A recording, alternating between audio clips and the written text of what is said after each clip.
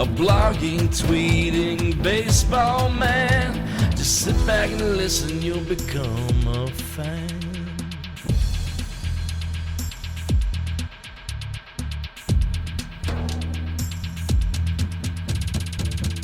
I'm a C70 junkie, a C70. I'm a C70 junkie, a C70. I'm a C70 junkie, a C70. Oh.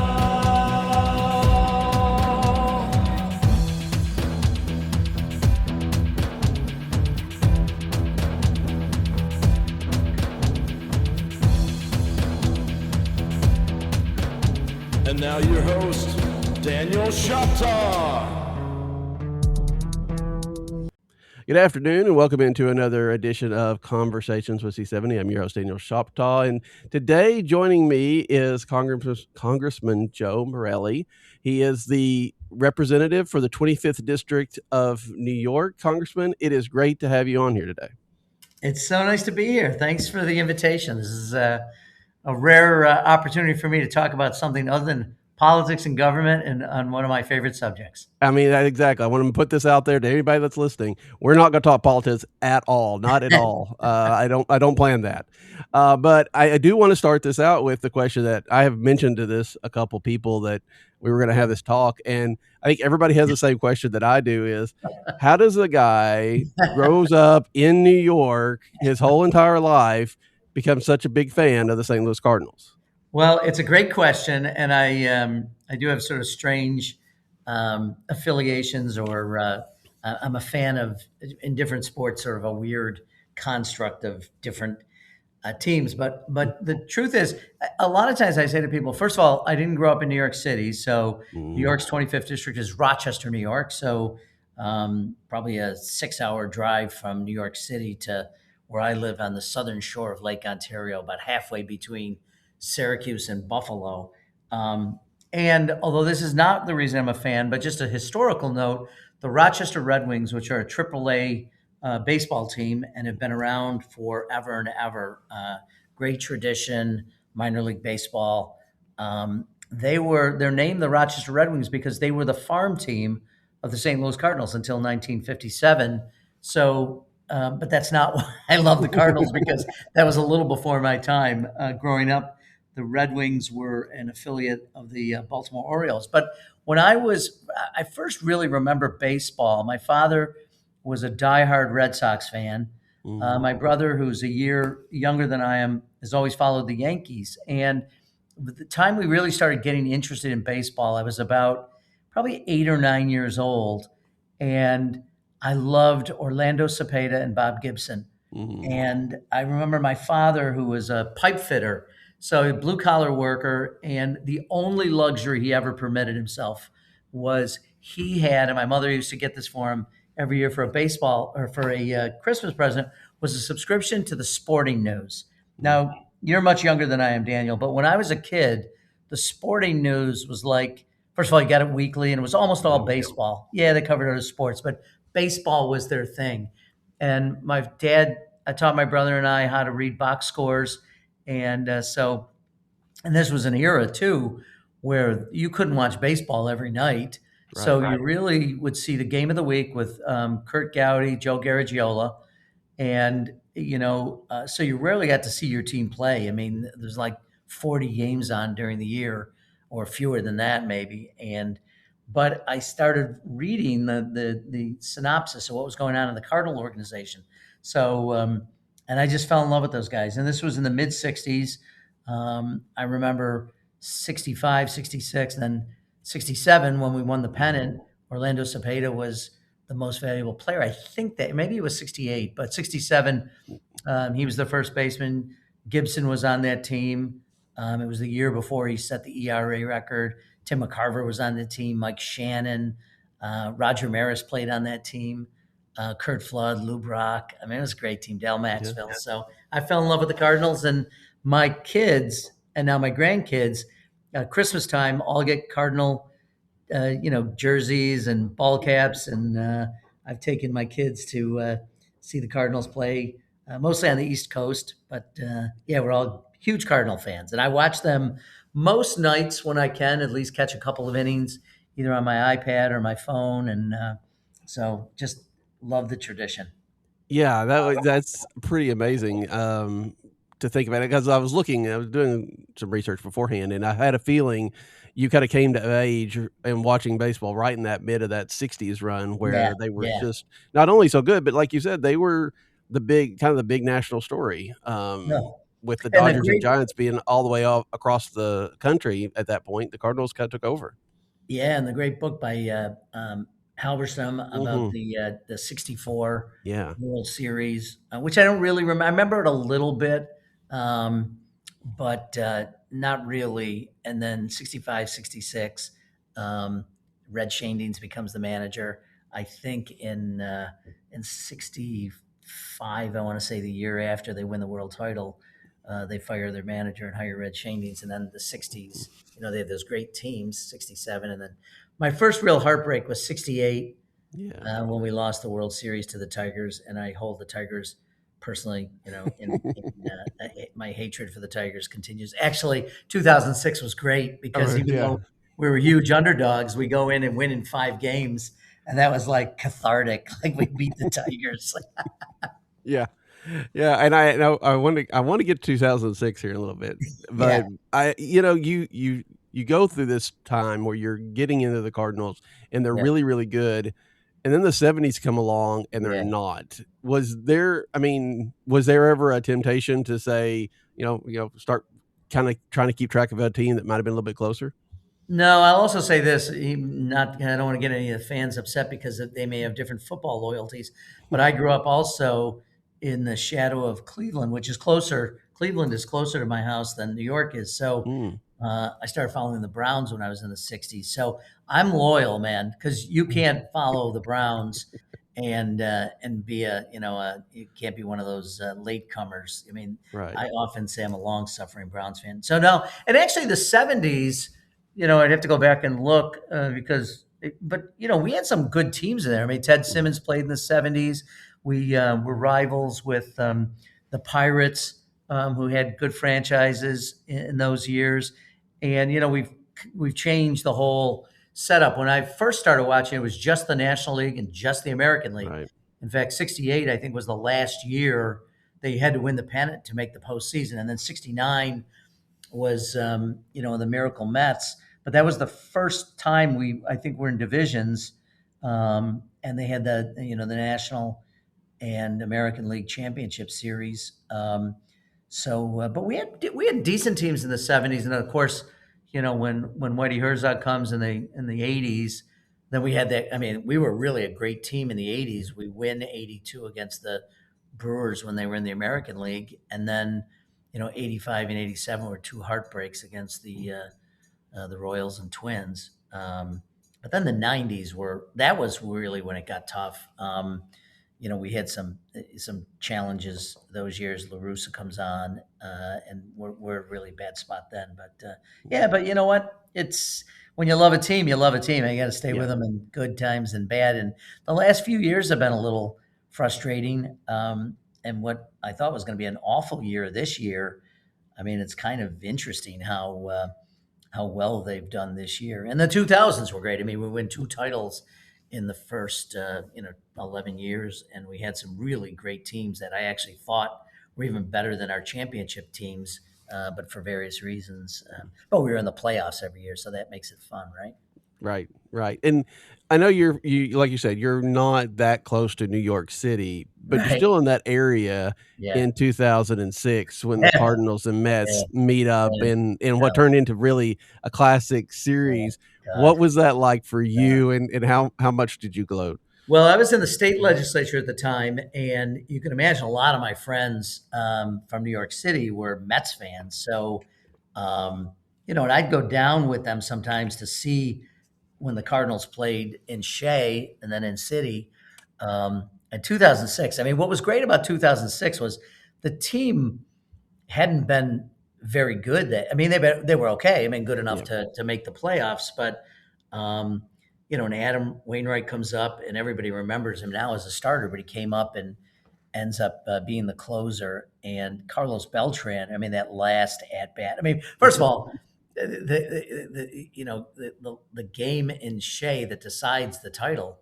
I mean, I remember that great play that Andy Chavez Yeah. makes against, I think it was Scott Rowland. Yep. Yep. And then I thought for sure, because Chavez, I think, comes up the next inning in the bottom half of that inning, which was probably what, the seventh inning. I think I want to remember as the Yeah. seventh. And I thought, oh, geez. I mean, how many times you see somebody make an amazing defensive play and comes back and hits a home run or something? I was just panicked. Mm-hmm. And then get through it, and then Yachty hits that home run in the it was the top of the ninth, wasn't it? Yeah. When Yanni Yeah. hits the home Yeah. run to go ahead, and then bases loaded.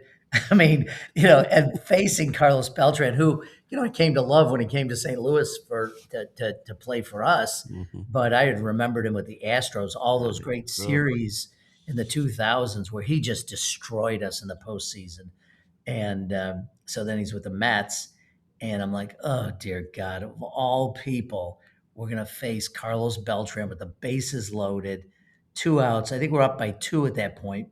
And Adam Wainwright, who just, I mean, what a amazing at bat. And I always thought it was unfair of the Mets fans to sort of criticize Beltran for looking at that called third strike. But that curveball, as we came to learn, because that was his rookie year, I mean, his curveball was, I mean, which is why, he's called, why he always talked about his old Charlie, because, I mean, his curveball was extraordinary.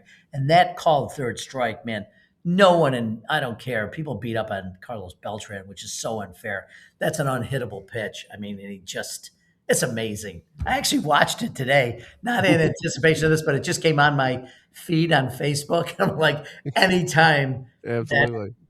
that's, and I think you probably remember, Daniel, what I think he throws a strike. It's the first pitch is a fastball, and he takes it for a strike.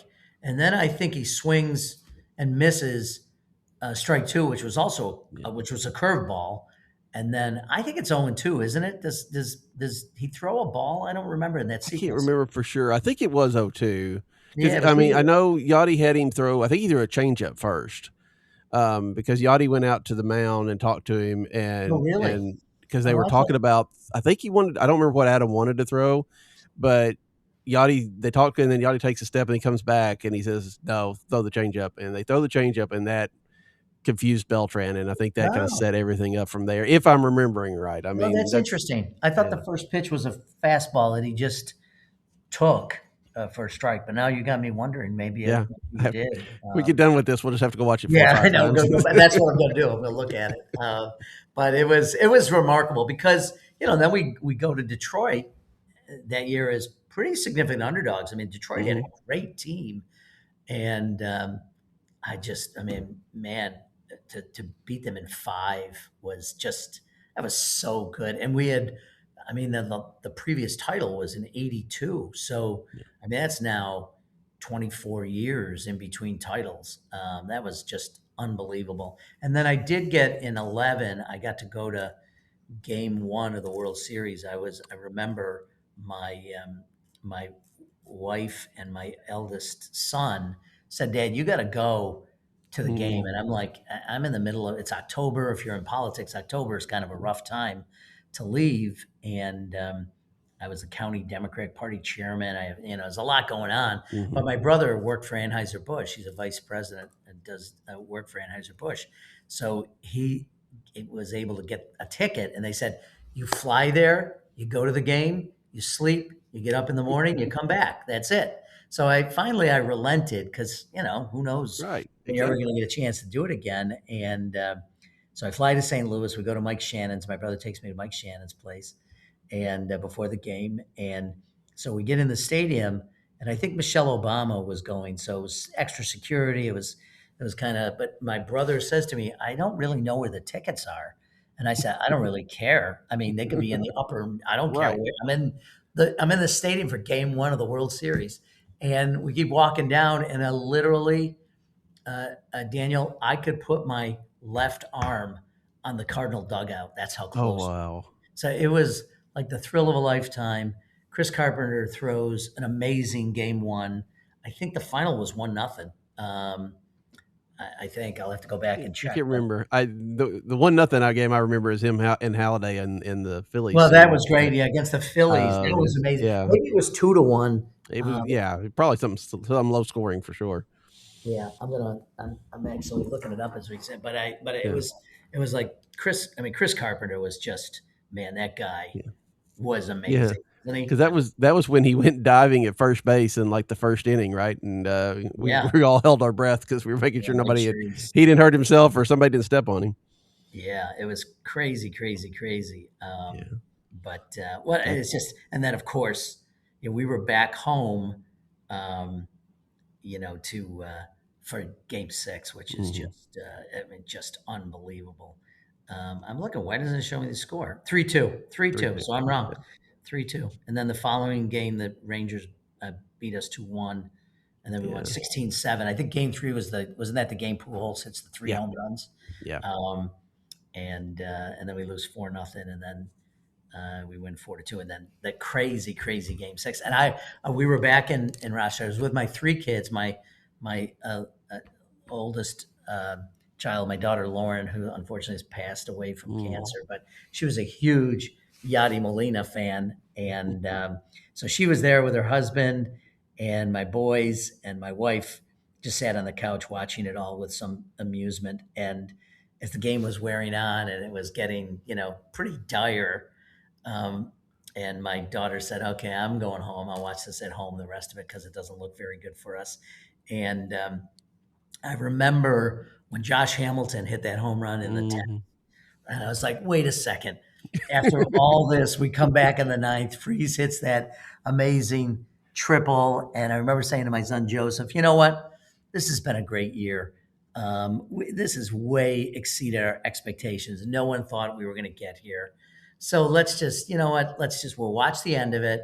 But man, what a great ride it's been." And then Lance Berkman ties it, and then David Freese with that. I mean, that was just, it still sends I still get goosebumps thinking about Game 6 of 2011. What an amazing, and knowing that it was probably Albert's last game, or likely one of his last Mhm. games. And then it's just, man. And then Game 7, people forget we were behind in Game 7, but Yeah. not for long. And what a great, great series that was. Yeah, it was, yeah, incredible. You're right. Yeah, they got down 2-0 in the top of the first, and then Freeze ties it up in the bottom of the first, and then they scored a couple more runs later on. It was, Yeah, yeah, you just knew though. Yeah, I mean, you kind of felt yeah, if they had lost after, of course, it's not unheard of. The Cardinals had no, that game of, yeah, the Pujols game against Lidge. They yep, keeps it alive, and then they yeah. lose the next day. So I it's not always unheard love of. But that game. That shot of Andy Pettit in the Houston dugout just says, "Oh my God!" When Pujols hits, that was, I mean, he hit it. That was a rocket. Remember how? Mhm. I mean, that Oh ball got yeah, out of the stadium in like milliseconds. He just crushed that, and they were down, right? Because didn't Eckstein? Does Eckstein walk, and then I'm trying to remember. Oh no, he hits it, maybe an infield single, and then maybe. Edmonds walks. I think that's what it was. They were down. They were down two. Yeah, I know, down two, and they And put the then men he on, hits and the 3-run home run. Albert hits, So crushes it, man. That was yeah, it was so fast it took all the sound out of the ballpark too. yeah, So it uh, sure did. It was yeah. crazy. Yeah, and it's funny to me. It's really ironic. I don't know. It's a weird term, but you watch that game, you watch those moments, and you see Nolan Ryan and his Oh, reaction. oh my God. And then in 2011, with the And then, Freeze game, of course, by that time Nolan Ryan is working for the Rangers, and yeah, so he's in there. yeah, He gets it 10 exactly. too. So he had to have been thinking, "What do I do? How do I get rid of these Yeah, Cardinals?" how do I beat these guys? That's right. Yeah, that was something. I mean, what an amazing. Every so often I will watch, literally from, I guess, we were down, and then Alan Craig, I think in the seventh, hits a home Yeah. run to make it 7-5, and I think we were Hmm. down 7-4 at the time, and then Alan. But that's a guy, boy, Alan Craig. Mm. Man, I love that guy. He was just money for us, and then ends up, getting hurt, and just never was the same. But man, what a great ball player he was. I mean, if that series is a Cardinal win, but it's not as dramatic, like David Freese is the obvious MVP. Alan Craig Yeah. could have been the MVP because he Oh, drove in the go-ahead run in game 1. He drove in a run in game 2 before the Rangers came back, and the home run there in game 6. I mean, he was all over that oh, series. he was he was something. And then the series against the Red Sox, which would have been what I'm sure I don't 13, know, 13, 13. because weren't we up 3 games to 2, or 2 games to 1 anyway? And didn't he Yeah. get hurt that series? That's what I mean. Or remember that? Yeah, he maybe. He tripped. Of course, he's the one that tripped over Will Middlebrooks and had the Yes, obstruction call. yes. I know. And I think that was game 3. Yeah, I think Uh, that's right. We went up 2 games to 1. yeah. He was, but then it's too bad because he's just one of those guys, man, who just Mhm. seemed always to be coming up at a point when you needed something dramatic, and he just seemed like he always delivered. I loved Alan Craig. There's a lot of guys like that over the years who just seem to, you know, sort of embody the Cardinal ethic, and it's so great. And this team now, I have to say, my frustration in the last couple of years. I love Goldschmidt. I love Nolan Arenado.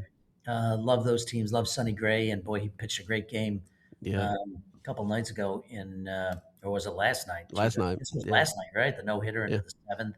Um, but there were times in the last couple of years where I just felt like the team mailed it in some nights. They get Mm. behind, and I don't know, it just didn't feel like, or sometimes they'd win 2 games, and you knew the third game on getaway day, they just weren't going to show up as well. But this team, I have to say, even though, it's been a little down the last 10 days or so, and last night was a nice win, but they didn't score at all against the Marlins. But you Mhm. always feel like they're in it, that they're like they're just scrappers. I love their, just sort of the attitude by this team, and love the year that Jordan Walker's finally having.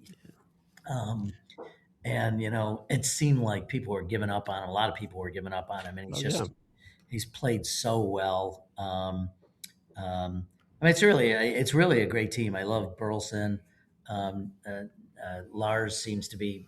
I mean, he's having a great year, so hopefully he's healthy and stays with it. Nathan Church has played well. I'm disappointed in Nolan Gorman. I don't know. I don't get that. You have any thoughts on Nolan Gorman and what the deal is? I mean, because Gorman and Walker are kinda in the same boat going into spring training, right? Everybody's like, "This is a make or break year for him," and Walker has made the adjustments. He's in a bit of a scuffle now, but I hope Yeah, that he'll turn around. yeah, And, from what all reports are, Gorman went down, he's working on, changing his swing, and I trust this development staff. So, I mean, if it's ever gonna happen, it's probably gonna happen now, but I don't know if it's ever gonna happen. yeah. I agree. I mean, when he's on, he's got. I mean, his bat Mhm. is just. I mean, he hits the hell out of the ball, but just he's just struggled, and it's really too bad. Blaze Jordan's doing a great job Yeah. being called up, so I don't know if that's the long term solution, but he's, you know, um, Brian Torres. I mean, it's been fun to watch, and the pitching, has been well, the relief core is not what it needs to be a contender in my view. But boy, I mean, it's just been great to watch. I mean, for a team that some people were predicting, I saw in the rankings, which I try to read a couple rankings every week just to see where we are. But at the beginning of the season, we were like 28th, 29th. People were talking about Right. maybe 100 losses, and here we are past the halfway mark, still above 500, still in the wild card talk. Um, still, what are we, a game and a half behind the Cubs? Um, Yeah. and But Milwaukee is just, I don't know who even plays on Milwaukee's team other than Christian Yelich, but I mean, they're 20 games over 500. It's unbelievable. Well, and a lot of people are getting to the feel of they are what the Cardinals used to be, right? I mean, it was that Yeah, idea that it didn't really matter who had the Cardinal jersey on, they were gonna yeah, go out and beat you, and that seems to be what the Brewers have done over the last 5 years. yeah. And this, I mean, the kid that pitched last night was Miskowski. Am I saying that's Mhm. right? He's throwing 100, Mizurowski? Mizorowski, Yeah, 105 miles an hour. Jesus, yeah. that's I mean, that's crazy. I don't know what you do with that except for, I call in sick that day, I think. think you swing your bat and hope the ball hits it. Yeah. I mean, Start swinging when you walk into the batter's box, and exactly, maybe it'll exactly. hit it. I would be literally swinging the bat as the ball is coming back from the catcher. I mean, You're gonna hit it then, right? When oh the man, hit it from the catcher. it's really. I mean, baseball has got me. When I was a kid, and they had the radar guns. I mean, people would throw 90 and that would be a big deal, Right. 90, 91. Now, I don't know. People throw changeups that are Mhm. faster than that. I mean, it's insane um, what's happening. And, I was talking to a friend of mine, happens to be a Cubs fan, this Mm. morning, and I was saying, it's crazy. When I was a kid, the standard kind of was 300. So, you look for hitters that hit over 300, and in the 60s it was 20 home runs. That was a big deal. 100 RBIs.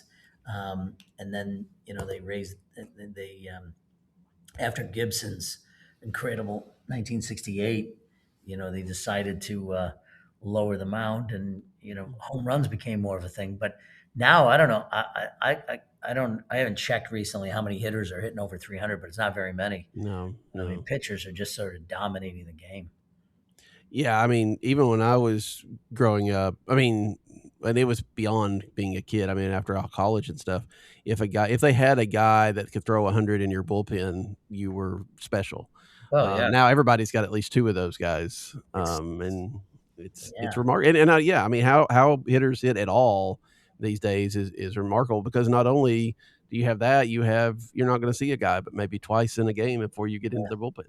No, that's for sure. I mean that's the remarkable thing about Gibson's 1968 year was the number of complete games. I mean, it's crazy, Hmm. and it's crazy the number of games he lost 1-0. Yeah.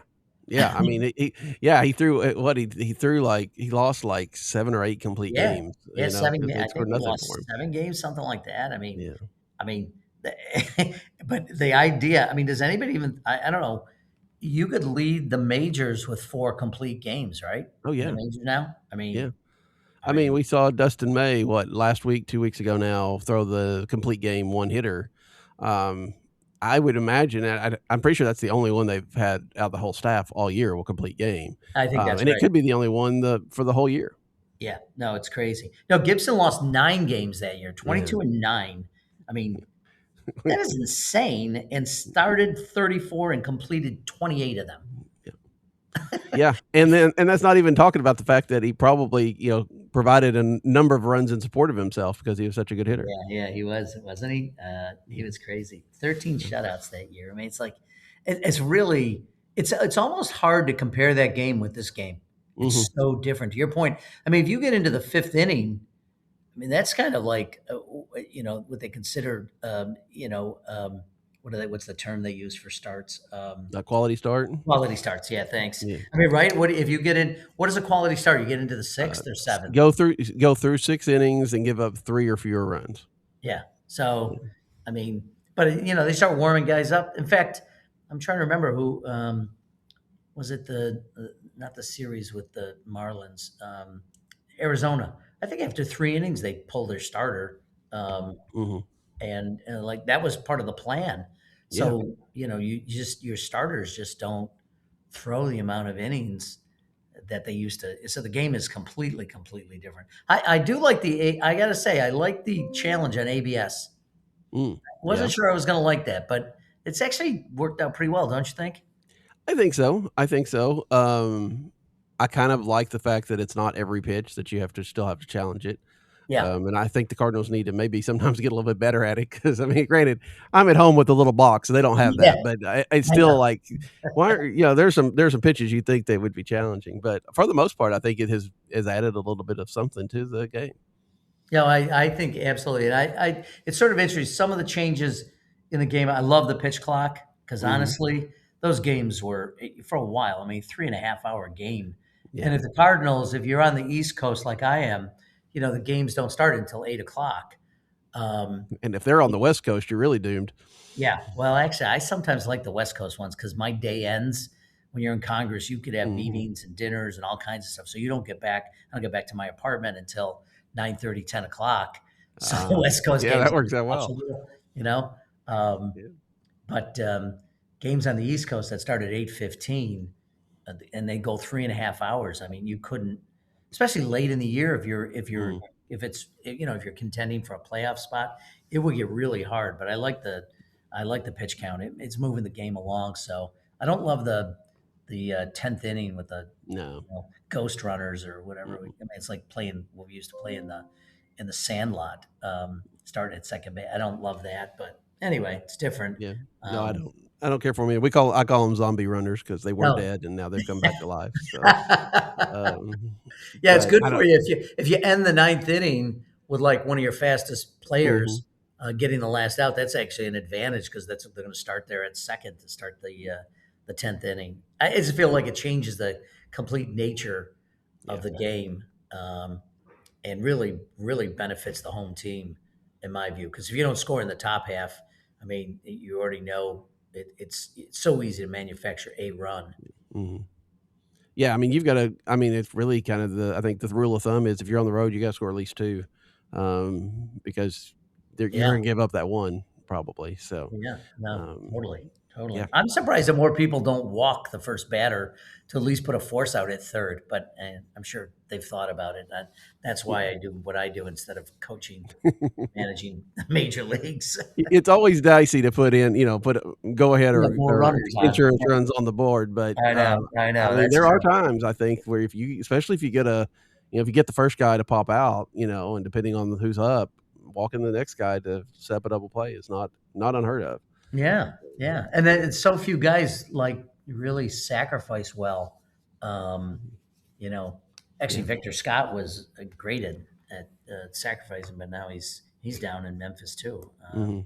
It's been an interesting team. I will say that, and I don't know. I'm going to be down in St. Louis in a couple of weeks for official business, but I'm going to sneak in a Cardinal game. I don't actually know who they're playing, but it's on the 9th of July, so you may know the schedule coming up. That was probably the Braves. Oh, I think it might Um, be. Yeah, I think it If might it's be. not the Braves, I'm trying to think. They're in Atlanta starting tomorrow. Then they go to Wrigley over the weekend. They come home and they play Milwaukee for 5, and then they play the Braves. So it's either the Yeah. Brewers or the Braves. So That's a tough stretch. I tell you, the Cubs are mhm. playing better again. The Cubs are the weirdest team this year. I mean, I think they've had two 10-game winning streaks, Yep, but and, they've and a 10-game losing streak. yeah, I mean, it's really strange. I mean, halfway through the year and they have three 10-game winning or losing streaks, and now they seem to have righted the ship a little bit right now while we're sort of scuffling. Um, but that's a tough stretch to play the Braves, the Cubs, the Brewers, and then back to the Braves. I mean, the Braves have had Right. a hell of a year. Yeah. And then you hit the All-Star break, and then they go back out to Arizona, and they play from as soon as they start back to the All-Star break, they play all the way straight through the trade deadline. So this is a rough month for them. They don't have a Yeah. lot of gaps except for that break. Yeah, and the Diamondbacks, man, we've really struggled against the Diamond. I don't Hmm. know exactly why, but and the Marlins, boy, they got a pretty good team. Yeah. What do we score? 3 runs in this Yeah. weekend series. I mean, Yeah. we're lucky we came out with one win. Yeah. Um, Yeah. Yeah. You score 3 runs in a series, you don't necessarily deserve to win a game, really. So yeah, exactly. I mean, I'm hoping the offense starts to pick up a little bit because you hate to waste. They wasted a couple really pretty fine. Well, they gave up what was a 4-0 and then 5-1. So yeah. it wasn't great pitching, but they should have been in the middle of those games. They for a long time this team always made it close. Whether they were ahead by a lot or behind down by a lot, they Yeah, always made it close. yeah. Um, I wonder what your thought is on this, that as a young team, that maybe they're hitting a bit of a wall that, you know, they're kind of maybe needing that break. Yeah, I think probably young players. First of all, for some of them, even if you play in AAA, AA, you don't play as many games as Mhm. this. So you wonder. And look, I mean, it wasn't a team that was expected to do really well. So maybe baseball is one of those sports where you can go through pretty extended runs. So maybe they're coming back to earth a little bit, but I'm sure it's exhausting to go out Yeah. every night, and but I'm hopeful. I mean, here's the good thing is they're also young, and I think it gets to be like an infectious thing where you as a team, you feel like, we're going to defy everybody. Yeah. So we almost don't know enough to be frightened by this or to be intimidated by it. So let's just Yeah. go out and play baseball. And that was my point earlier, is like this team, that even when they're down a little bit, they'll put rallies together. I mean, they don't seem to like get to the fifth, sixth inning down by a few giving up. There just seems to be like no give to this team. And that's what makes them really good. And they've got a great core, I think. I mean, Wynn at shortstop is terrific. And as JJ Weatherhold's having a hell of a year. If Jordan Walker continues to show what he's shown, I mean, they've got some really, I don't know, Lars, I know they were talking about him being on the trade market. Mhm. You're probably closer to this. Is that still being talked about, or is I that think sort there's a of winding down? decent chance of that, in part because of Joshua Baez down in Yeah. Memphis, who Yeah. is hitting quite well, Turn and it up. if when they're ready for him, Lars is being traded would be the easiest way to make Yeah.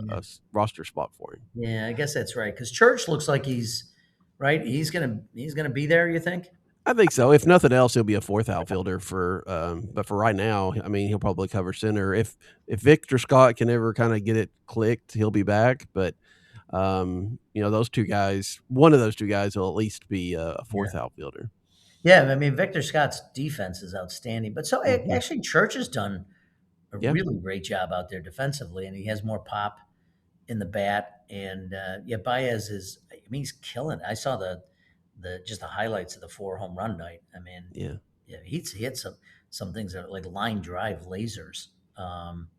So, but they haven't brought him. How many home runs does he hit? I mean, he's It's 20 something, 27 right? or so Yeah, right now, but yeah, close to they're 30. still yeah, it's close, but they're still working on that strikeout rate, and Yeah, there's how it is when you can do it if you can do it at AAA does not necessarily mean you can do it at the majors because they're yeah, gonna exploit you pretty well. So, yeah, for but I sure. expect he'll be sub soon.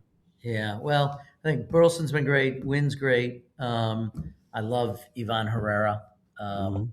Crooks has struggled a little bit, hasn't he, at the plate? Yeah, he has. I think there's some hope there. There's some underlying numbers that look pretty good, but so far it just hasn't completely clicked. Yeah, and the boy, they're rich with catchers Yeah, yeah. in the whole organization, which is, I mean, it's so hard when you follow Yachty, who is just, I mean, I love everything about Yachty.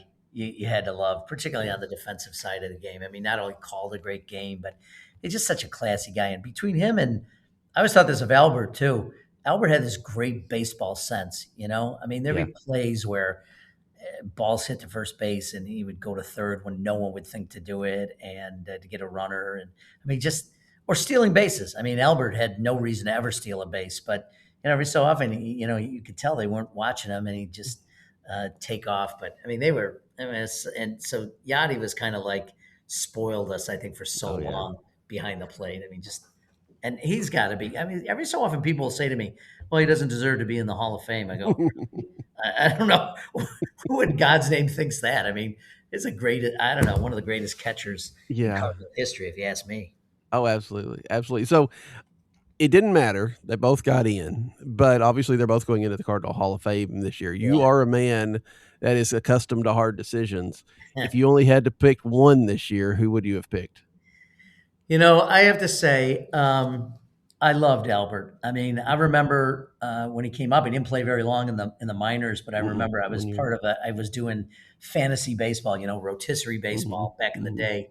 I don't have the time to do it anymore, but I remember I desperately wanted to get Albert Pujols when he first was talking about coming up, and people were like, "Who the hell is Albert Pujols?" I go, "This guy's going to be amazing." And I don't think he played AAA, did he? But I think he came right up No, from. he got to play the playoffs in AAA that 1 year, but Okay. most of his career was in that single A. Yeah, single A. And then he came up, and I mean, literally from the beginning was like, wow. And I think Mhm. when he came up, he played third base for us, right? And Right, then he yeah. moved to the outfield, and then ultimately at first base. But I have to say, and I wrote, it's still somewhere on my computer, how I felt when he left. I Mhm. was literally brokenhearted. I thought he was the epitome of a Cardinal ball player. We had won 2 titles. We had been in the playoffs, and so I have to say, I'm still getting over I mean, I know it's a decade later. No, it's 15 years later. I'm still like a little 5-year-old, 10-year-old brokenhearted about it. And because I thought he would have, obviously set every Cardinal record. And honestly, he didn't play as well in California. And I know he was, he's getting older. But I just think his career would have been unmatched had he stayed with the Cardinals. So probably just based on how I personally feel, and that Yachty stayed with us, and just I probably would have voted for Yachty if I had to vote for only one of the two. Mhm.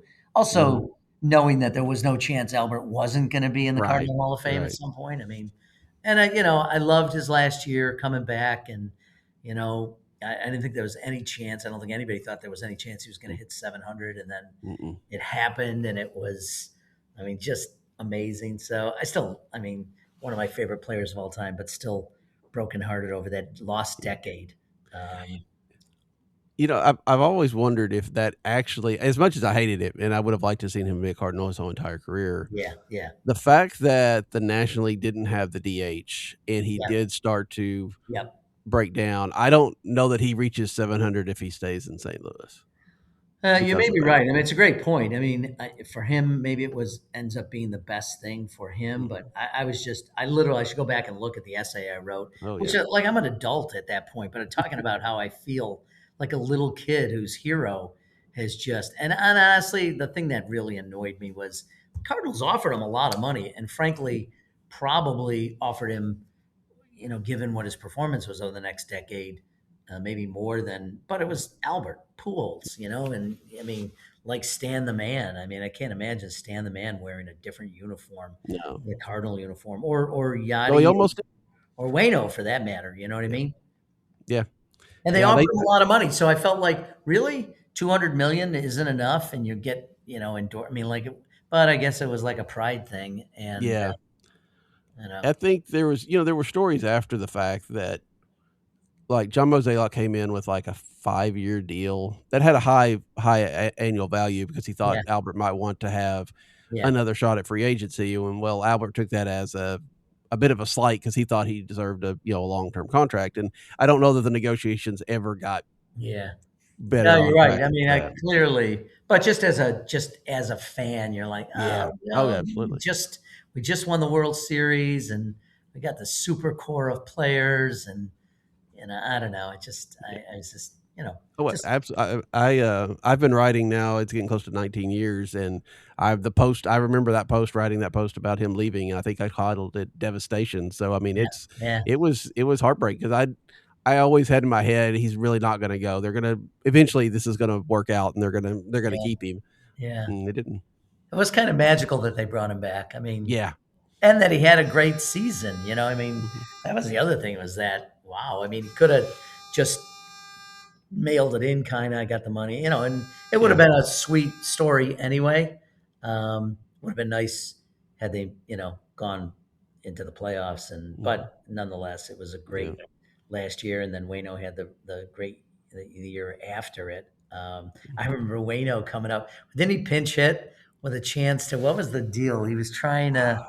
Was it to hit 200? He was at 190 He something. wanted to. I can't remember if they ever did or not. I know that he talked a lot about pinch hitting. I can't remember if he ever did or not. But I think yeah, I think in the last game, or one of the last games of the year, I think it might have been the last he game. might have. I think he pinch hit, He might have. and I think he made contact. He didn't strike out. He hit the Yeah. ball, but and it's like when Matt Holiday's last at bat with Mhm. the Cardinals. I mean, there's been some great moments. I mean, it's a great franchise, and I always think they do it in a classy way, and so that's why it's great. And like you, because I think I read this about you, that your closet is 85% Cardinal red. I think Yeah. mine is similarly for casual wear. I mean, when I'm in the gym, I have some guy either Cardinal ball cap on, or 3/4 zip or something. All my stuff is Cardinals. Absolutely. So, how do you get a chance? I know it's difficult, and they only get to the East Coast, maybe one series a year, maybe twice, depending on if they're playing the National Orioles. Have you had a chance to get out and see them in person? Yeah, this year I haven't. I'm going to be out in Bush in a couple Right. of weeks. I love when they come to Washington, if I can see them, and I'll usually try to catch all three or at least two of the games. But the last couple of years they've done it while we're on break, Mhm. and or they do a weekend series, and I'm back in Rochester. So I haven't, but I keep saying to my kids, we got to get to Pittsburgh or Toronto. I've seen them play in Pittsburgh, in Toronto, in Citi Field, in Yankee Stadium, in Busch, and I haven't made a West Coast trip when they're out there. One of these days when I retire, I'm going to go down to spring training, which I also haven't done in That would be Jupiter, and fun. see them. Yeah. But and we had actually for a while. There's a kid from Rochester, Jeff Albert, who was the hitting coach. You Oh, may yeah. remember, and so I used to see Jeff when they'd come to Washington. I'd see him. He's now in the Mets organization. He's Mhm. like doing some hitting instruction for them. But yeah, I haven't seen them in a couple of years. But I'm anxious to see them when I'm in St. Louis in a couple of weeks. Yeah. That'll be fun. It'll be hot, but it'll be fun. Yeah, that's okay. Uh, That's yeah. I'm from And maybe, Rochester, hey, New York. It and snows half the year, so I don't mind the it heat. so I guess the question then is, are you gonna join the Tarps Off section while you're there? I have the body for it. There's no question about that. Isn't that another fun thing? Which I gather Yeah. now has sort of gone to other ballparks that are now Yeah. having the Yeah. same phenomenon. But that was really a fun. Where were they from? Stephen Austin. Um, Stephen F. Austin, yeah. yeah, I mean that was really fun, and they played so well. I think they won like 3 out of 4 games with the Mhm. first. That was kind of fun to see, and they really it's just that's a great just a great story. So and I gather it's still going on now, right? That's just going to be a thing now for a while. Yeah, they've made a section of it. In fact, even this weekend, it was a little bit, at least early on in the game. I don't know if it grew. It tends to grow during the games, Yeah, but I know. early on Sunday afternoon was kind of sparse because it was 100 degrees probably. But Yeah, yeah. so we'll see how the summer goes. But so far, it's still been pretty active, and I'm pretty surprised that it's lasted this long. Well, I tell you too, it has been fun to watch, and I we have a tradition here in Washington, the congressional baseball game, Hmm. and first couple of years, I'm a little older now, so I can't do it as easily, but I caught a lot of practice for us, and even tweeted about Yachty. I was kind of hoping to tweet back, but I never got it. But I don't think nonetheless, he's not online very often. yeah, apparently not. I'm very disappointed. But being on a major league field, because we play in Nationals Park before Hmm. 25,000 people and raise a lot of money for charity. But even when you're in my advanced age, running out on a ball field, major league ballpark, you feel like you're Yeah, 12 years old again. And I'll say, being in the batter's box in a stadium with 20,000 people still feels like you're on a sandlot as a kid. I imagine. Just just you and the pitcher. That's awesome. It's a lot of fun. A lot of fun. That's Baseball is awesome. still amazing. Amazing sport. Have you found I baseball to help you in the day job as a icebreaker, as a way to, get into a conversation with people? Yeah, absolutely. And there are a number of Cardinal fans, so I get caught up with Mhm, colleagues. And I think right now they're all Republicans, so it helps me, develop relationships across the aisle. But mhm, baseball is the Republican Roger, who's the manager for the Republican baseball team, yeah, played in the majors, played for the Braves organization. So I chat with him, and he'll tell me Stan Musial stories, and it's great. I mean, baseball is something that brings people together, yeah, and it's a lot of fun. Roger Williams, by the way, I don't think I said okay, his last name, but yeah, Roger Williams played for the Braves, and he's the manager on the Republican side. So every time I see him, we talk. He knows I'm a big Cardinals fan, so always tell me a Musial story or something which is great. So yeah, it's kind of like the universal language, right? yeah. Baseball, and this time of year, and there's a bunch of Cardinal fans, so that I always find that fun.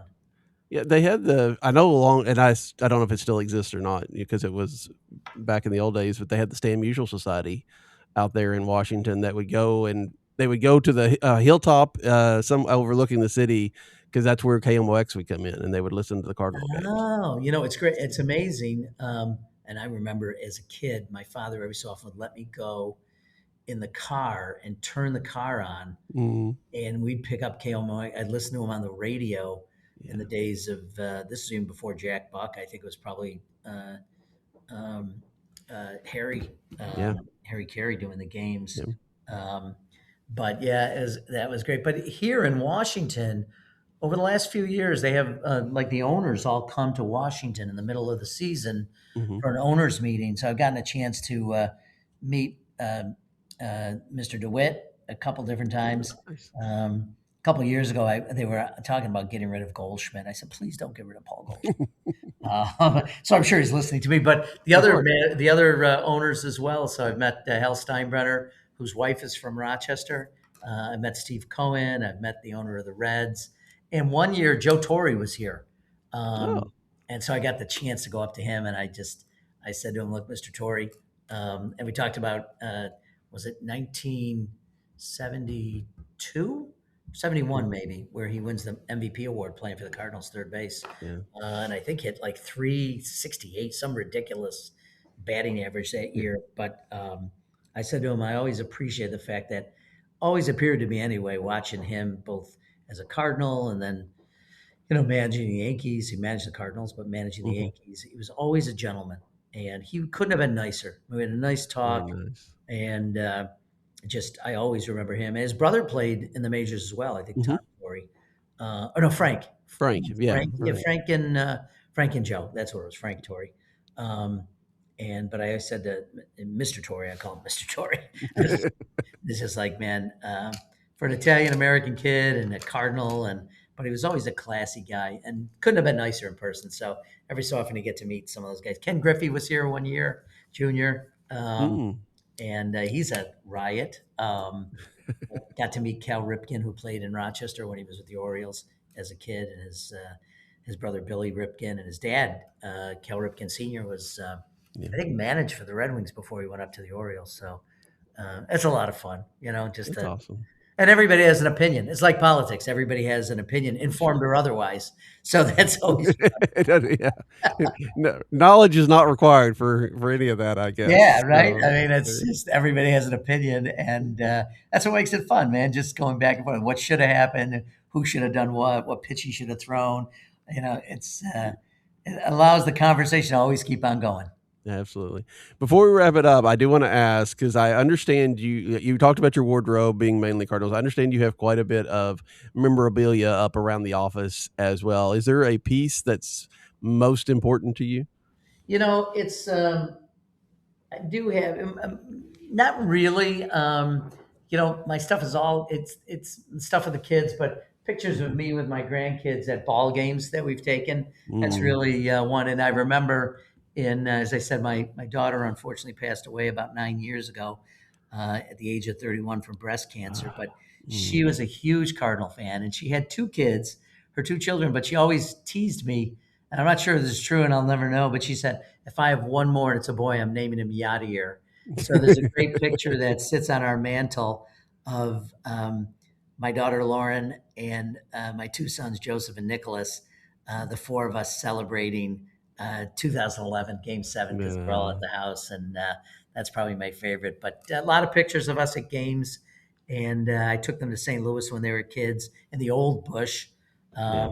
And we saw a weekend series and against the Braves, and it was just a lot of fun. And it's the great thing about it is it just helps bring families together too. I didn't really give them a choice when they were each 2 or 3 years old. I'd prop them up in front of the television when the Cardinals were on. I go, "That's our Yeah. team," so they didn't really have a choice about it. But we have a text string between the two boys and I that we often comment on games. So that's kind of it. And I have the Pujols jersey and Chris Carpenter jersey and Jimmy Edmonds, who my daughter loved also, Jimmy Edmonds. So I have T-shirts with I don't know how many different names on the back of jerseys. Yeah. So Yeah. those are things I'll often cherish.